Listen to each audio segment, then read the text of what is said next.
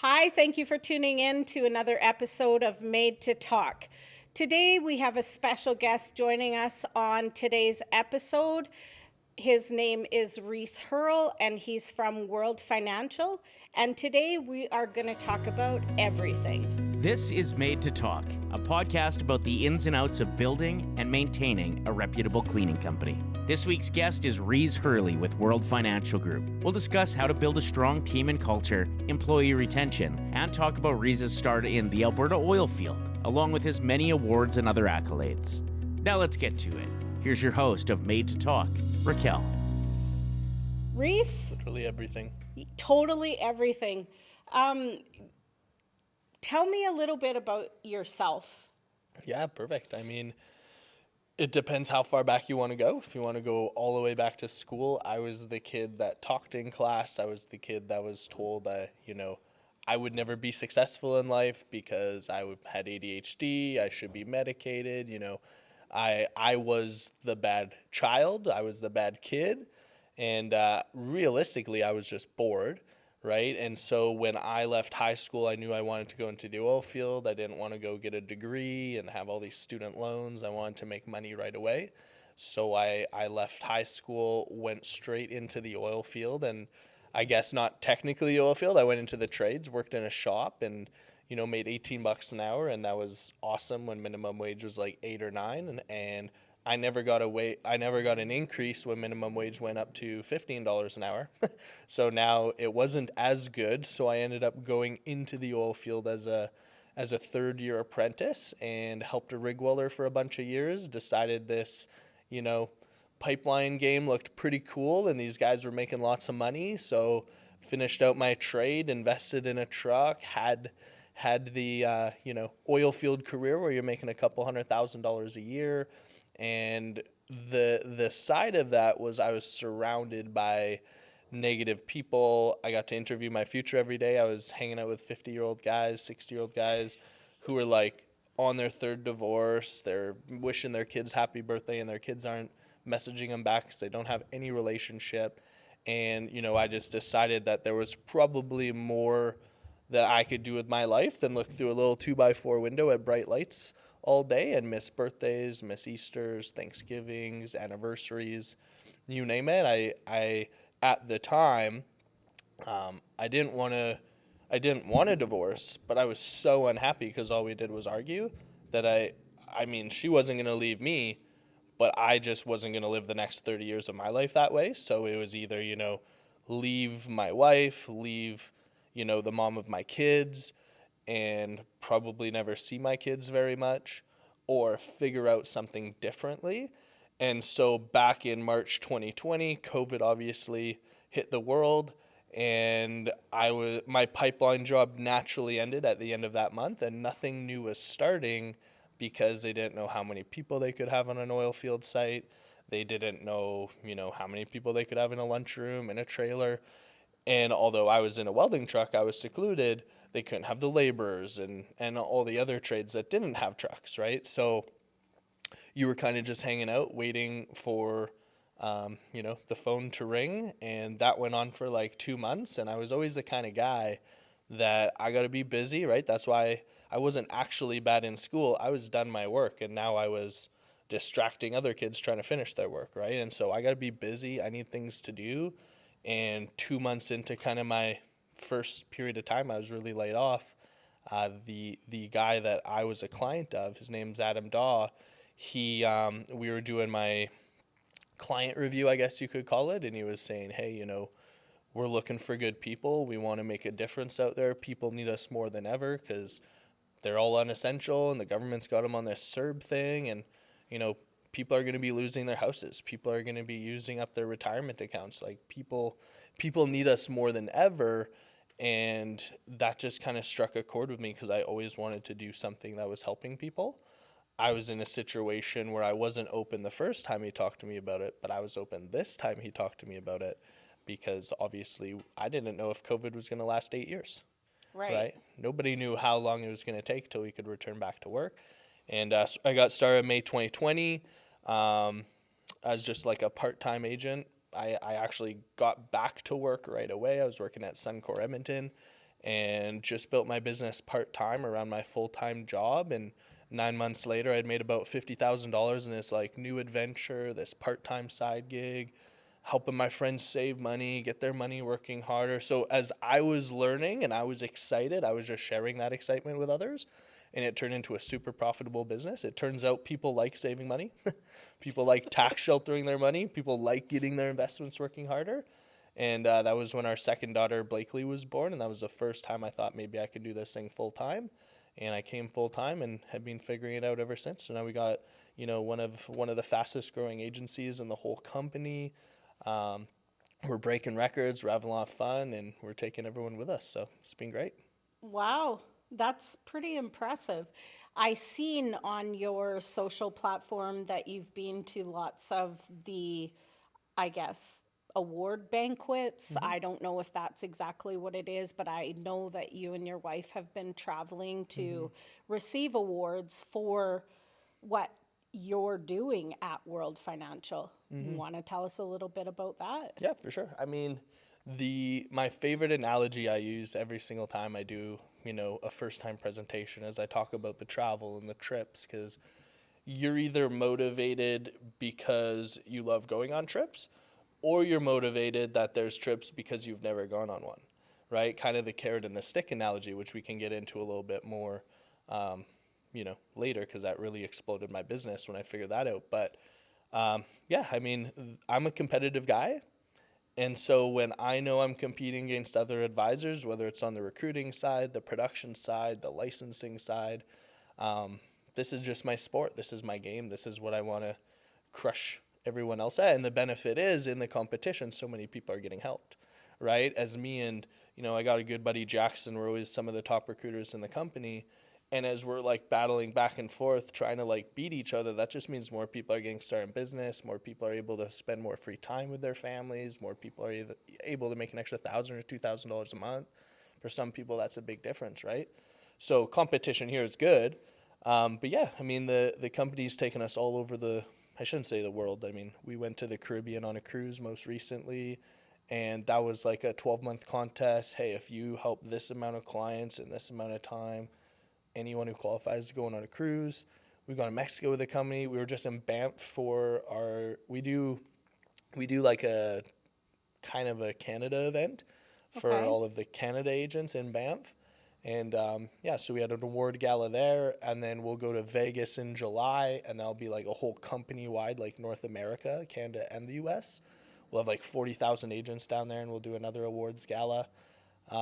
So yeah, there's like lots of travel incentives, and I tell people every time I do a flip chart, the only like travel, the only all-inclusive vacation the Oilfield ever sent me on in like 12 years was an all-inclusive trip to like camp in Fort McMurray, where the food sucked and the weather wasn't as nice, and the beaches were tar sands, not white sands. So it's a lot better here. It's a lot more fun for sure to travel. No kidding. So why don't you tell us a little bit about actually what you do? I know for me, I'm one of your clients, so I have a very small understanding of what you can offer to our viewers. And maybe somebody watching today might be interested in reaching out to Rhys to set up a one-on-one with him to let him help you to learn how to tax shelter and save your money, if I'm saying that correctly. But I will leave that to you to kind of talk about. 100%. I mean, we do so much to help people with their finances. We got things like, just regular life insurance, critical illness, disability. So as we know, there's this thing called GoFundMe pages out there. So if people don't have these income protections in place, one day you're going to get sick, one day you're going to get hurt, and you're not going to want to return to work, and you might not be able to return to work. Now, what's going to happen to whatever savings you have left, right? What's going to happen to your mortgage? Yeah, it's gone. You're now 50 years old, starting your retirement funds all over again because you got sick at 48 years old and had to take 2 years off work, right? So I say we're the anti-GoFundMe page. We teach people about these. I sat down with two different sets of married couples last night. They're like, I didn't even know something like this existed. I have work coverage, and we looked into it. They had $15,000 of life insurance through work, so basically would pay for a funeral. But it also wasn't even set up with the proper beneficiary, so it would have went into probate, took a couple years to get out, and I mean, a funeral company, like, you have to pay now for the service, right? So we do critical illness, disability, just all kinds of life insurances, from term insurance, children's life insurance, to, you know, what you had a lot of interest in when we first connected. You can call them tax shelters. You might hear them marketed as infinite banking, cash flow banking, bank on yourself, cash value life insurance. They're all the exact same product, but it's basically you have life insurance to protect your family and protect your assets, keep everything in place. But it's a very, you know, incredible vehicle to preserve and create wealth for your family, because every cent that you put into that policy, a small portion of it's going to go to insurance costs, and the majority of it's going to go into the cash value of the policy. Now that cash value grows, and that cash value builds interest, and you can borrow against that policy while you're still alive, meaning you can buy vehicles, you can finance your kid's first house purchase, you can use that money for literally anything, to start a business or invest in the business, but the principal is not affected. The principal is still there, growing and compounding and earning interest while you're using that money. So that's a pretty cool vehicle for people that want to take advantage of it. You can own it corporately. You can own it personally. Then we do all kinds of investment products, whether it's TFSAs, RESPs, RRSPs, the new first-time home buyer savings plans, pension transfers if people left a job during COVID and they want to get a pension working harder. And then we have some pretty cool referral partnerships. So this is what sets us apart from, like, you know, a regular advisor at a company that I don't know if I'm allowed to say other company names, but you know, if you're sitting down with someone who's just a single product provider, they're just selling you their cookie cutter product, right? Like, we have over 50 major financial institutions in Canada and 250 down in the States that we just shop around and find you the best option for your needs. And then we also have these referral partnerships, and this is what makes us special, where we can just save people money on home and auto. We can help people get better mortgage rates. We have a company we can refer people to that will help them restructure debt. They can learn the snowball effect. They can do a consumer proposal. They can do bankruptcies, you know, obviously depending on what their situation is. So we have a company that we can refer people to for that. And then we also do, like, funeral planning and estate planning, because I don't like paying taxes. I assume the majority of people don't like paying taxes. So whatever we have left at the end of our life should go to our family without the government taking a chunk of it. 100%. So 100%. We won't get into politics now, right? we'd be here for 6 hours. Yeah, exactly. If we start talking about our prime minister, holy jeez. Would it be better to have Trudeau or Biden? Oh, It's a tough one. There's a It pro. is, We got to you make know. a pro and cons list. Yes, I think that both, like, our continent and whole of North America is probably suffering right now from both of those leaders. So I know for me, even talking to you, each time I learn something new. I've met with you a handful of times about my own portfolio within, for my family, my business, etc. But I don't think I have anything set up in my own policy for funeral and that kind of stuff. So we definitely need to get back together and have another sit down. There's a reason I suck at sales. Yeah. I make multiple six figures, but I, like, hate sales. And so it's really easy for me to talk to someone about something that, like, they're interested in.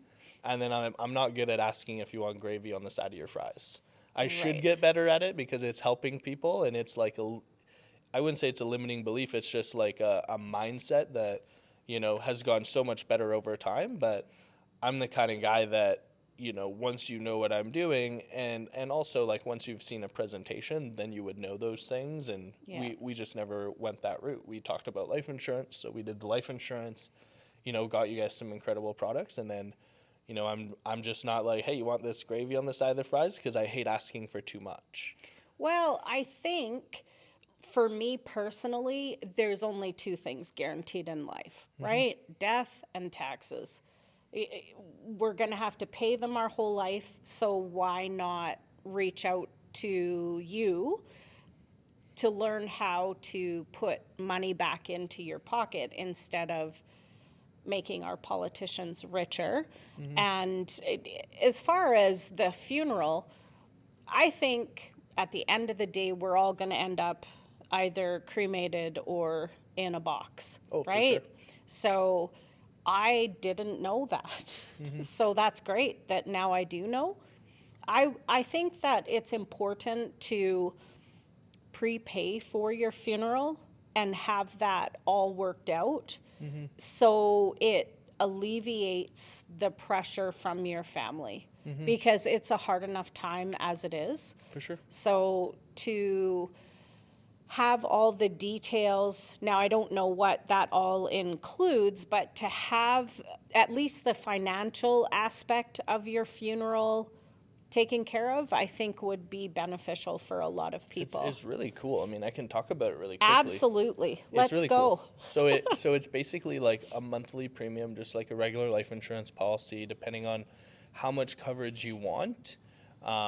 You know, it might be $10 a month, $5 a month, $20 a month. Like it's really affordable, but it also comes with a free will and estate planning kit. Okay. And here's like a crazy thing. Most people don't write their passwords down for their bank cards and their email and all this stuff. So then when someone passes away, all these bills keep coming out of their bank account and their family can't get into the bank accounts.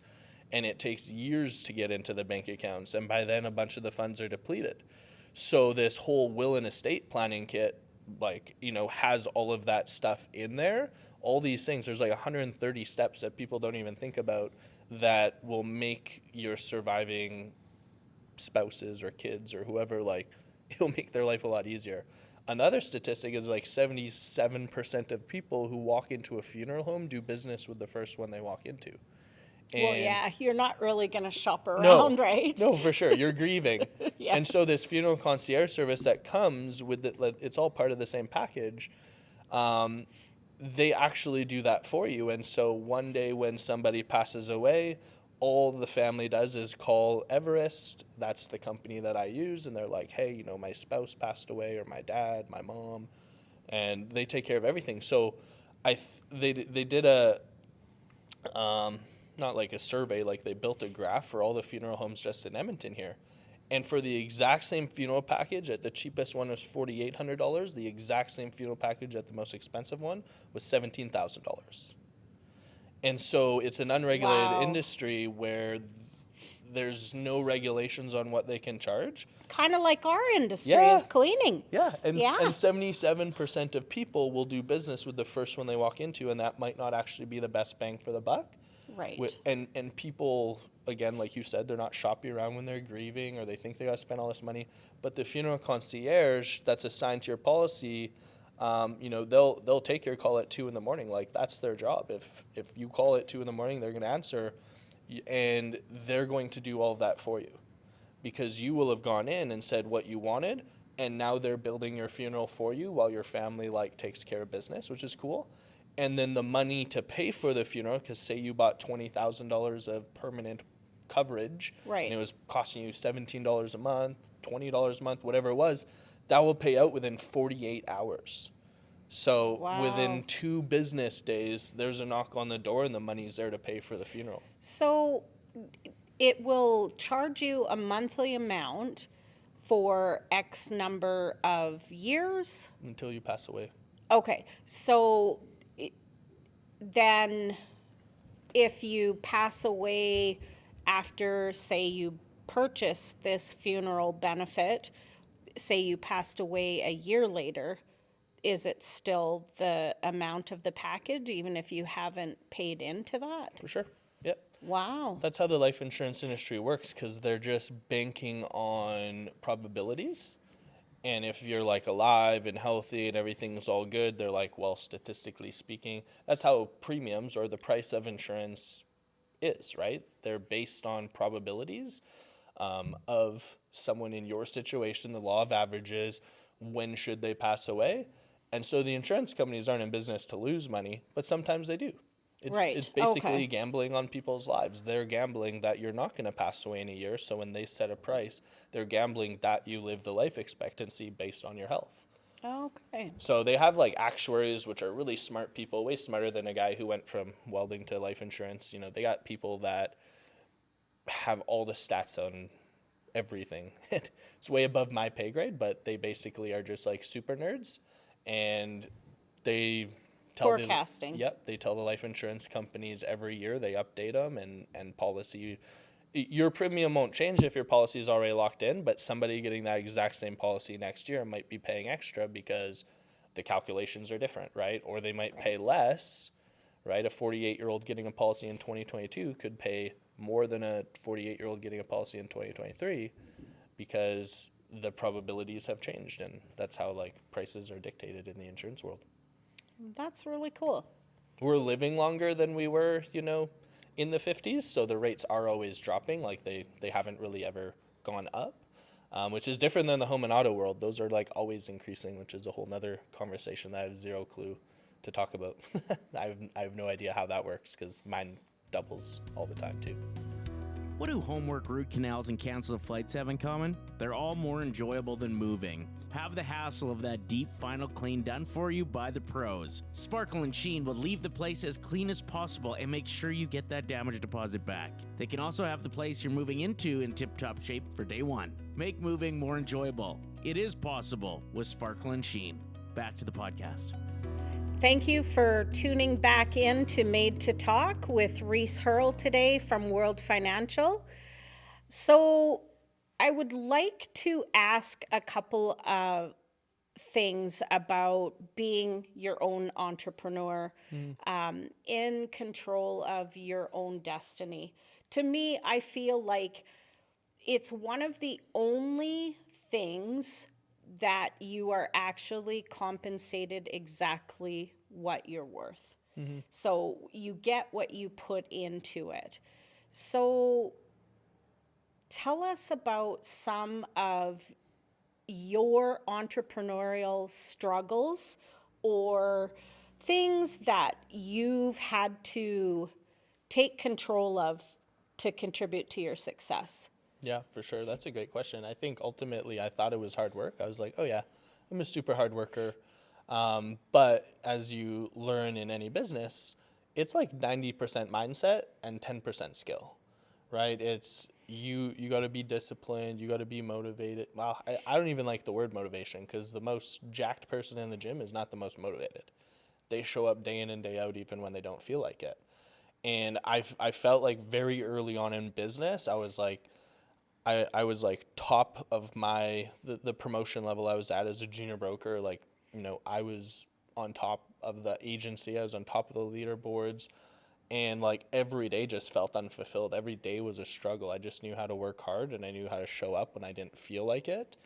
And I remember you got to find your why. And now a why isn't just one big thing. I want to use the analogy of if you're building a fire. If you're like outside hiking in the mountains and you got to survive for the night out there, you're going to build a fire. And when you build a fire, you're not just going to find one giant log and hope it burns.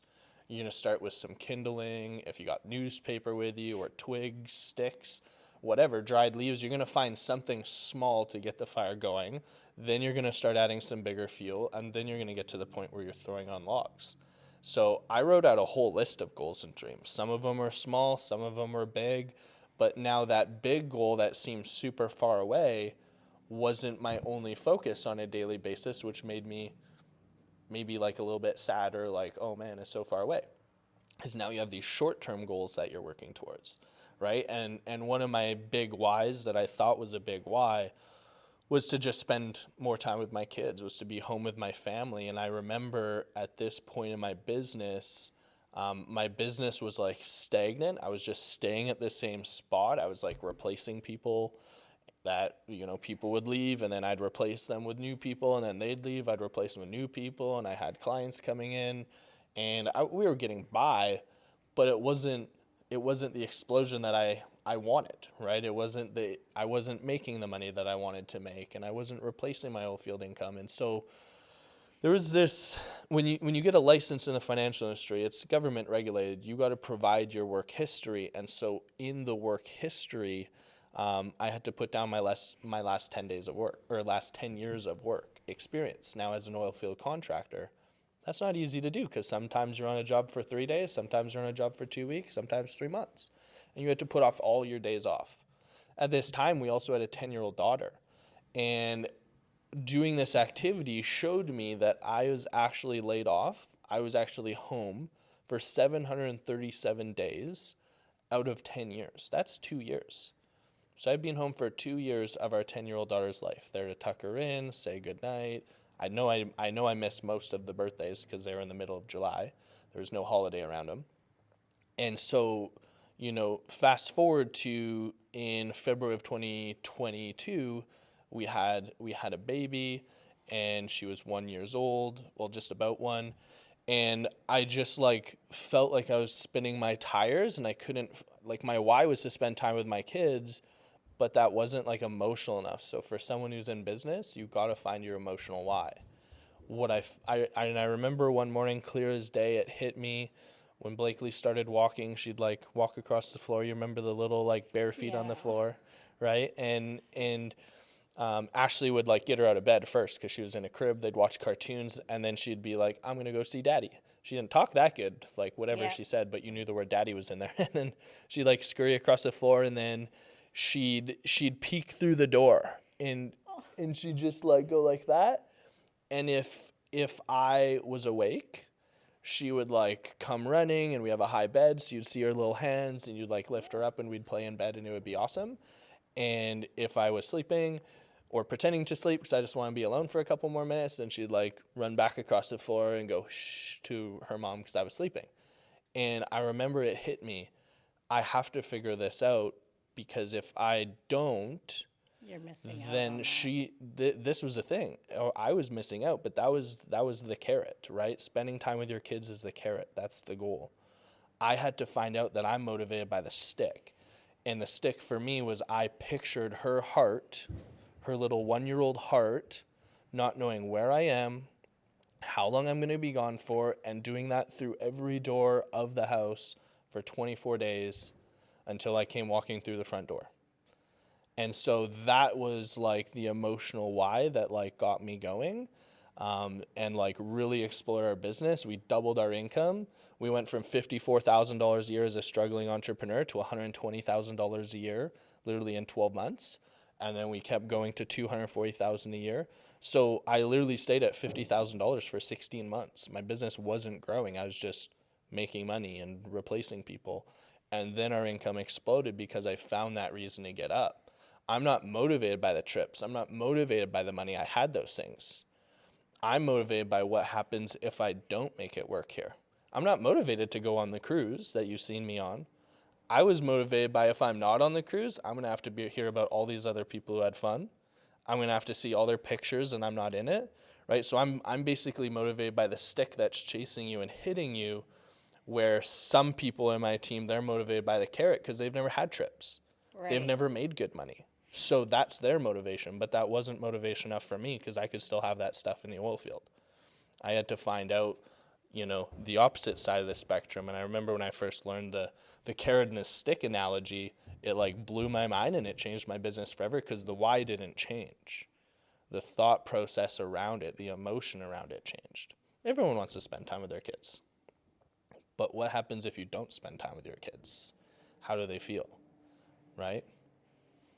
Yeah, I have absent parents, so I do understand that. Mm-hmm. Separation, anxiety, it doesn't leave you. So I do understand for sure. Mm-hmm. I too worked in the oil field. I was a logistics coordinator for 24 years. I worked 12-hour shifts. I worked 21 days on, and I had a week off. Mm-hmm. But during my week off, my kids still had school. Mm-hmm. So there was no gain for me. But it's the money, and then that trapped feeling of, well, what would I ever do? I've just been doing this for so long. The money's good. we have a comfortable lifestyle. If I leave my career, what's going to happen? Mm-hmm. So I do understand a lot of what you were saying. When I left logistics, which is funny because I still do logistics at the cleaning company, my husband, I think, thought I was having a midlife crisis because I said to him, I came home from work one day. Actually, my boss asked me if I was a fucking idiot in front of all my male coworkers. And all I kept thinking to myself is, I'm not going to cry. I am not going to cry and let him know that that just got to me. But when I got home that day from work, I said to my husband, I really want to quit my job. And he looked at me and I could tell by the panic on his face, honey, like you make 6 figures, what are you going to do? And I looked at him and I said, I'm going to clean houses. Well, he looked at me and the first thing he said was, honey, you're not going to make 6 figures cleaning houses. So it's funny when you trade that piece of your soul. It kind of feels like that, where I've had enough. I'm tired of being someone's puppet, and I'm just going to be all in for myself. So making that transition was super hard, but I know even growing my own business, all the trials and tribulations that go with that, So you have had to have had those building your business. So I guess that leads me to my last question before we wrap up today's episode is, why don't you share some of your trials and tribulations of building your business and having the right people in the right place so you had a dynamic team? Yeah, I love that. I think there's like a 2-part answer. I remember a bunch of the, top brokers at the firm took me on this golf trip. And I mean, on an annual income basis, one guy was at like 3 million a year, one guy was at 2 million, a couple guys at 750, 2 guys at 500. And I think other than me, the next like lowest income, or I call it the poorest person, was at like 400 grand a year. And then there was me, a junior broker, at $53,000 a year. And my wife was on maternity leave. So like we had no money. My mortgage was like a month late. I still had my welding truck. It was like a rusting lawn ornament because I wasn't welding with it. So that payment was late and my bank account was in overdraft. And I was just waiting because I was commission based. Like I was just waiting to get paid. And I remember it was just a super challenging time in my business because I still to this day have people call me. They're like, hey, I know you don't have a truck, but if I can find you a truck, will you come save us? Will you come get this job done? Like, you're the only guy that can get this job done. I still get phone calls like that, and I've been retired for 3 years. At this point in time, I was only retired for 2 or 3 months. So, there was pretty enticing. Yeah, there was lots of phone calls there, right? But it was what I just talked about. I just couldn't leave Blakely hanging. I couldn't imagine her not knowing where I am, why I'm not there, when she was used to me being there every single day. Right? So I didn't go. But I remember going on this golf trip and I was broke and I was golfing with these guys that I like kind of idolized, looked up to, right, as mentors. And I remember just having this breakthrough the one day. I was like, they're just normal guys who have been here for 20 years, right? So they built businesses. We all put our pants on the same, one leg at a time, right? 100%. They're normal guys. They quit second guessing themselves. They sold out, they went all in, they burned the ship, right? Like they were just there. And I started thinking about my identity. And so the first part to your question, to answer it, what were my tribulations? Like they were like financial struggles and an identity struggle. I was working and running my team and talking to my team and prospecting. Like everything I was doing was at the identity of a $50,000 a year entrepreneur. And that's a low excitement level, right? Yeah. Right. And so what would Rhys look like what would he dress like? How would he prospect? How would he talk to people if he made $100,000 a year as an entrepreneur? Because remember, as a rig welder, I was making $250,000. Yeah. Right. And so what did that next level of Rhys look like? And at that point in time, so this is June of 2022. In May, we had this massive party. I had a barbecue. We had steaks. We got everyone's families together. We celebrated, doing $33,000 in sales in a month. That was our biggest month, and we threw a party because I need to do 25,000 3 months in a row to get my senior broker promotion with my whole team. Oh, okay. So, when you do 33,000, you're like, awesome, let's keep this momentum going. Let's celebrate. Let's have fun. And then the next month we did 18,000. So now I got to start like all over. We lost the momentum or whatever. And that's going to be in June. And now here I am at the end of June, June 24th. And I'm like, so the leader sets the pace. This is my answer to your question. The leader sets the pace. The team will do, the team will basically follow the vision of the leader. So where there is no vision, the team's kind of lost, right? And so I told everyone on that golf trip I was going to do $100,000 a year in sales, or $100,000 that month in sales. Everybody doubted me. Everybody laughed at me. No junior broker does that. A junior broker who does 25,000 3 months in a row gets a promotion. So nobody's doing 100,000 in a month. But so my team was no bigger than it was in May, but I knew I had 6 days to build excitement. I had 6 days to create a bigger dream, a bigger environment for the team. And, we did it. We did $100,000 in sales. By July 12th, we finished the month at $168,000 in sales. And like 2 months previous, we were celebrating $33,000. The team was no bigger, but through the law of attraction, the universe knew what we wanted. And people were like messaging us back on Facebook. And, one client was $80,000 sale. And it was like a cold market prospect who had seen a post that was posted a year ago and just decided to reach out, right? Kind of like me. Yeah, right? Wow. So it's funny when you declare, a vision in front of your team, everybody wants to pitch in and help. If you don't have goals, if you don't have a vision, people just kind of like show up. In my industry, it's a little bit different than your industry. I'm basically building a volunteer army because everyone's commission-based. Right. Right? Where you provide a wage or a salary. And so, people are like, well, I got to be there to get my wage. I'm trading time for money. Yeah. People don't do that here. So you got to get super clear on what people's goals are and keep those in front of them every day because a lot of them are coming from an employee mindset. A lot of them need to be disciplined. They haven't learned how to master themselves, so they listen to a master. Right? Their boss says be here at 7, they don't miss unless they're like super sick. You tell someone to be on training on Wednesday night and you need to remind them every Wednesday for the next year because they keep forgetting that there's training on Wednesday night. Right? And so if you can figure out what people's goals and what their dreams are and so for me personally, when I have a contact on my cell phone, even if it's a client, I have their dreams and goals in there. I have, why we're going to do business together, what we're investing for. Right? Why are we putting $1,000 a month into a TFSA? Why do we have an infinite banking plan?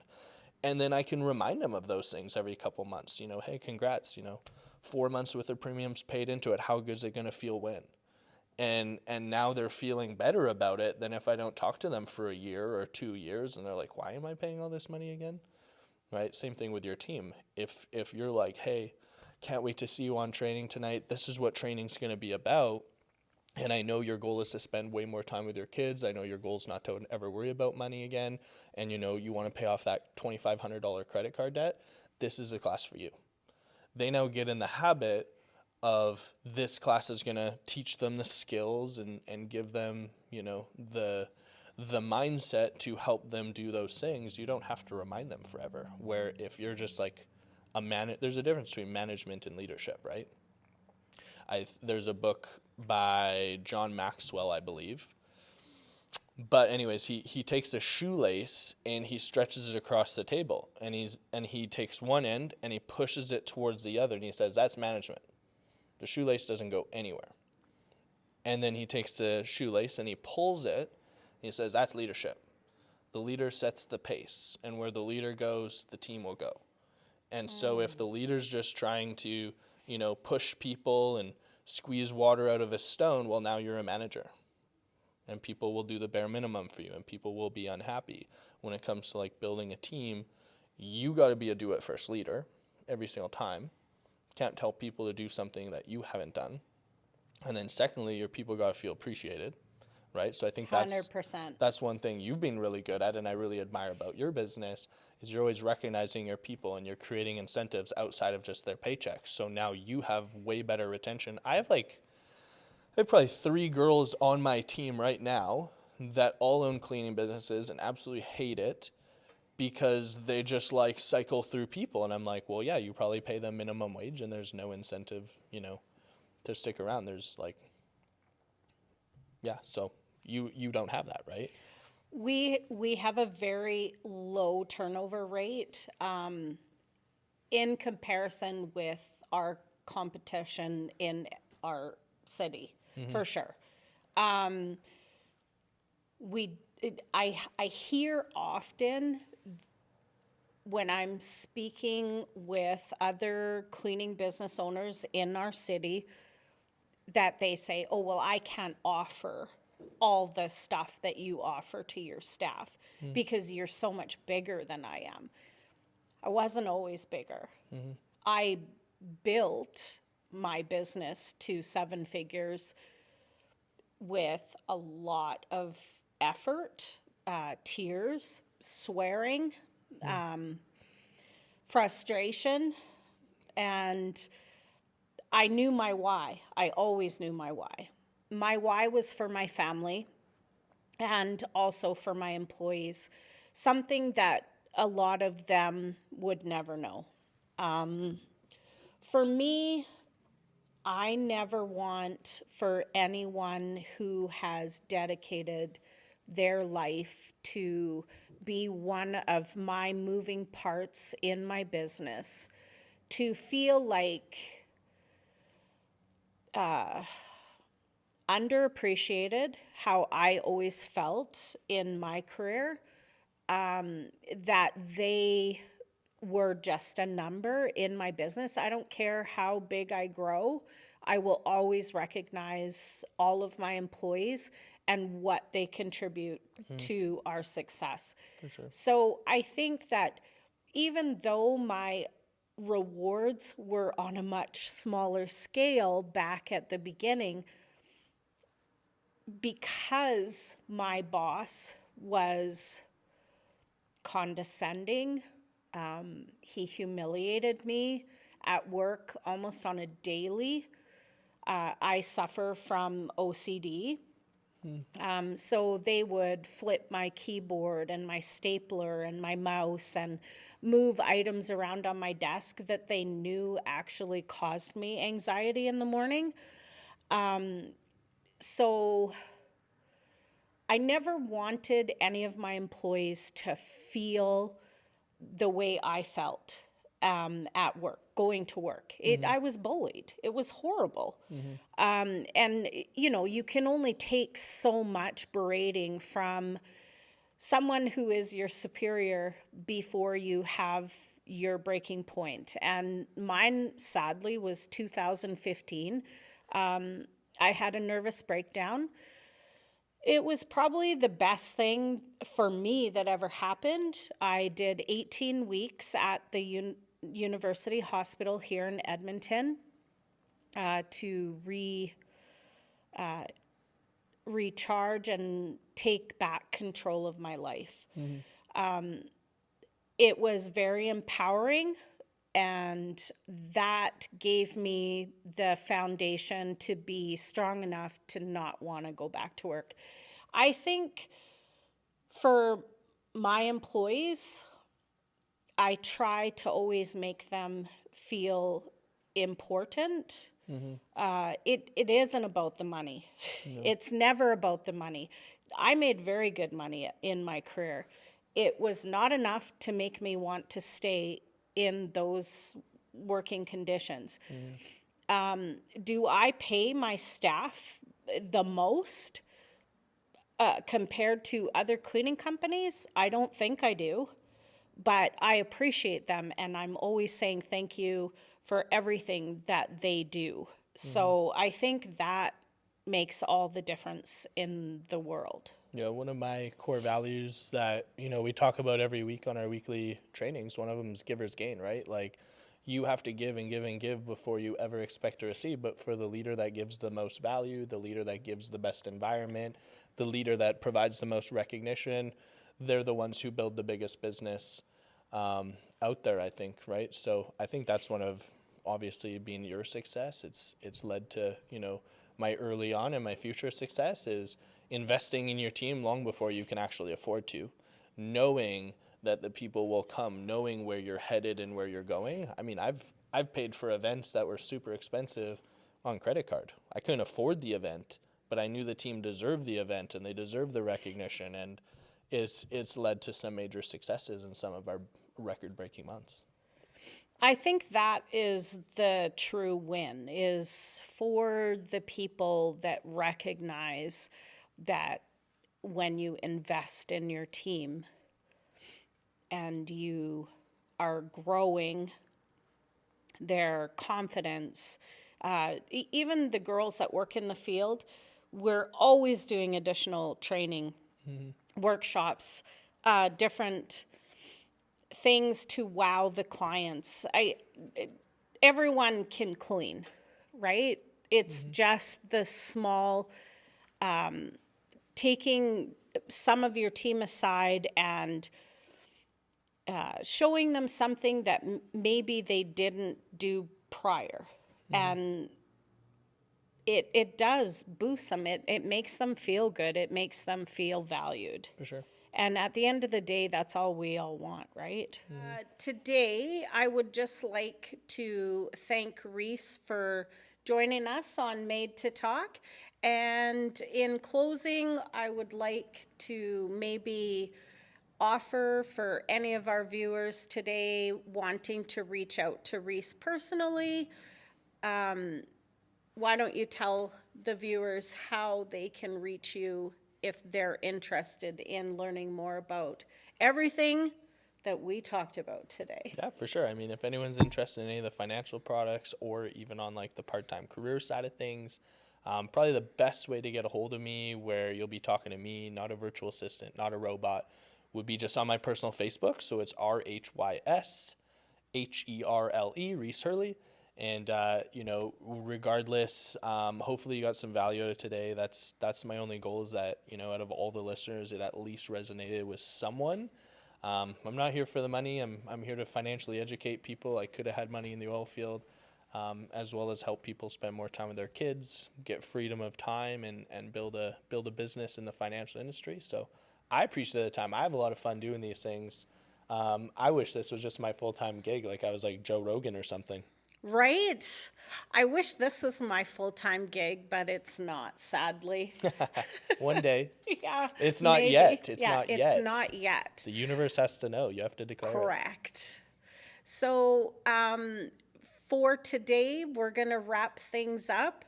And I believe I've always called Rhys Herle. I did not know it was Herle. And I think I even introduced you as Rhys Herle. It's all good. My apologies, viewers. It's actually Rhys Herle. And we'll have that on the podcast so that you can write that down. Remember, be kind, and thanks for tuning in.